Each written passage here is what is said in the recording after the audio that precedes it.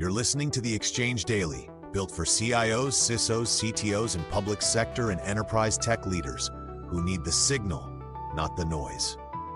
Today is December 17, 2025. If the last couple of weeks felt like wall-to-wall cyber, today's edition widens the lens back to modernization, procurement, and AI governance that will shape budgets and delivery. We'll start with the FAA's air traffic control modernization effort. Then we'll cover a key constraint on federal modernization funding through the Technology Modernization Fund. After that, we'll hit the OPM TechForce talent surge, new OMB AI procurement guidance, and the standards and acquisition moves that are reshaping how tech gets delivered. The Federal Aviation Administration is moving forward with a major air traffic control modernization effort, and the integration model is the story to watch. When a program spans telecom, radar, automation, and nationwide operations, the success factor isn't one vendor's product. It's sequencing, cutovers, and measurable milestones across the full system. For CIOs and program executives, this is a reminder to treat integration testing, operational continuity, and vendor coordination as first-class delivery work. The risk isn't just technical debt, it's operational disruption when components don't land in the right order. Watch for how the program defines interoperability requirements, acceptance criteria, and governance for multi-vendor change control. Now let's talk modernization funding, because the Technology Modernization Fund is constrained by an authorization wall that blocks new investments under current law. In practice, that narrows the pipeline for new modernization starts, even if agencies have strong business cases and real demand. For federal CIOs, the immediate action is portfolio triage, which projects can proceed with base funding, which ones can be phased without breaking outcomes, and which ones need a contingency plan so delivery doesn't stall. This is also a good moment to tighten benefits tracking, because projects that can prove measurable outcomes tend to survive funding turbulence. On the workforce side, the U.S. Office of Personnel Management has launched the United States TechForce as a cross-government program to recruit technologists for modernization delivery. This matters because modernization fails when government can't retain enough technical leadership to own architecture, manage delivery, and hold vendors to outcomes. If you lead IT operations, watch how TechForce participants are embedded, what authority they're given, and how success is measured, because empowerment determines whether this becomes real delivery capacity or just a recruiting headline. If you're in government, start thinking now about where you'd place senior technologists so they can remove bottlenecks quickly. Turning to AI policy and governance, the Office of Management and Budget has issued Memorandum M2604 on unbiased AI principles. And the operational impact is that governance is being tied directly to procurement.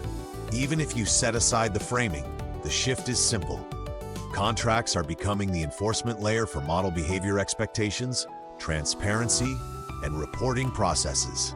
For acquisition leaders, that means standardizing evaluation methods, documenting test results, and writing requirements that are auditable instead of vague. For security leaders, it means aligning vendor controls, logging, and incident response expectations with how AI systems will actually be used in mission workflows. If you buy or deploy large language models, expect more formal checks on claims, performance, and escalation paths. Standards are catching up too, with the National Institute of Standards and Technology, or NIST, publishing an initial public draft of a cybersecurity framework profile for artificial intelligence. The executive value is that it gives you a translation layer from AI risk into security outcomes, controls, and measurable gaps across the AI lifecycle. If you're building or buying AI, this can anchor reference architectures, security reviews, and vendor questionnaires, so teams aren't reinventing the wheel in every program. The practical win is consistency, because you can apply the same expectations across agencies, business units, and vendors. In procurement news, the General Services Administration, or GSA, is moving Oasis Plus into Phase 2 activity that expands competition across services domains. For buyers, the near-term value is a deeper bench for professional services tied to modernization, data, and AI-adjacent programs, which can reduce friction when speed matters. For industry teams, it's a readiness test, because documentation discipline and domain alignment will matter as much as technical capability. If you run programs that depend on contract vehicles, this is a reminder to keep acquisition planning integrated with delivery planning so you don't lose months to avoidable procurement churn. FedRAMP is also pushing process modernization with FedRAMP 20X Phase 2, aimed at testing a faster authorization to operate approach. If this works, it can reduce time and cost for adopting cloud services, which is one of the most practical blockers to modernization momentum. For agency leaders, the question is how Phase 2 balances speed with rigor, and whether continuous monitoring evidence becomes more usable in day-to-day operations. For cloud providers, this is a signal to align engineering, compliance, and documentation early, because faster paths still require clean evidence. At the state level, the National Association of State Chief Information Officers, or NASCIO, has published its 2026 State CIO Top 10, and the headline is that AI takes the #1 slot. That doesn't mean cybersecurity is gone. It means state leaders are treating AI adoption, governance, and value delivery as the defining operational challenge for the coming year. For state CIOs and agency IT leaders, the work is shared platforms, shared guardrails, and shared enablement, so each agency doesn't rebuild the same governance from scratch. For vendors, expect more demand for package governance, privacy alignment, and cost controls alongside the AI capability itself. Before we close, one cyber watch item still deserves attention, because edge exposure can undermine every modernization plan in a week.